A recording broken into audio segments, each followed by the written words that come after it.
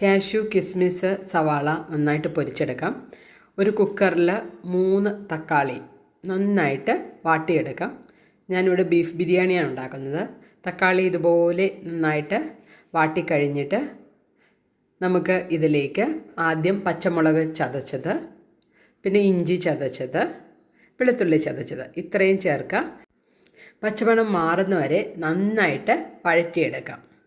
ഇനി നമുക്ക് ബീഫ്, ഞാനിവിടെ 1 കിലോയാണ്, നന്നായിട്ട് കഴുകി വെച്ചിരിക്കുന്നതാണ്.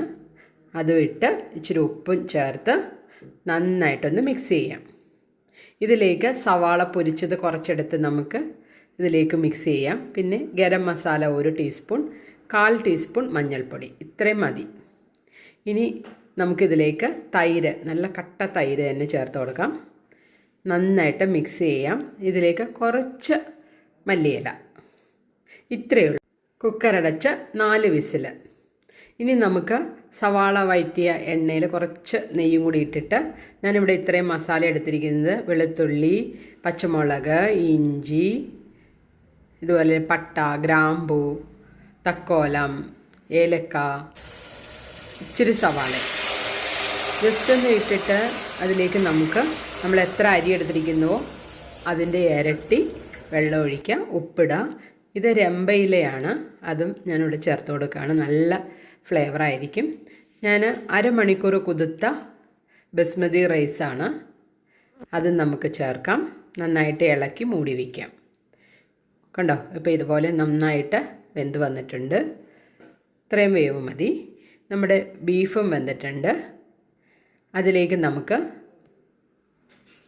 കുറച്ച് സവാള പൊരിച്ചത് ചേർത്ത് കൊടുക്കാം, പിന്നെ കുറച്ച് മല്ലിയില. ഇനി നമുക്ക് ദം ചെയ്യാം. ദം ചെയ്യാനായിട്ട് റൈസ്, ഇടയ്ക്ക് മല്ലിയില, പിന്നെ കാഷ്യൂ ഒക്കെ ഇട്ട് കൊടുക്കാം.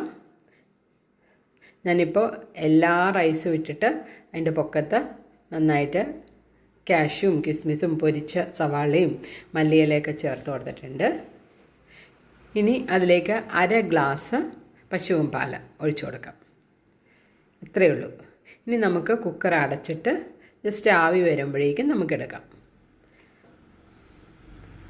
തുറന്ന് നോക്കാം. നല്ല സൂപ്പറായിട്ട് ദമ്മായിട്ടുണ്ട്, നല്ല മണമുണ്ട്. അപ്പം നമ്മുടെ ബീഫ് ബിരിയാണി പെട്ടെന്ന് ഉണ്ടാക്കാൻ പറ്റുന്നതാണ്, ഭയങ്കര രുചിയാണ്, അസാധ്യ രുചിയാണ്. എല്ലാവരും ഇതുപോലെ തന്നെ ഉണ്ടാക്കി നോക്കുക. അപ്പോൾ എല്ലാവർക്കും ഈദ് മുബാറക്. നല്ല ബീഫ് ബിരിയാണിയാണ്. ഉണ്ടാക്കി നോക്കിയിട്ട് അഭിപ്രായം പറയണേ. സലാഡ്, പിന്നെ പിക്കിള്, പപ്പടം, ഇത്രയും കൂട്ടി നല്ല സൂപ്പറായിട്ട് ബിരിയാണി.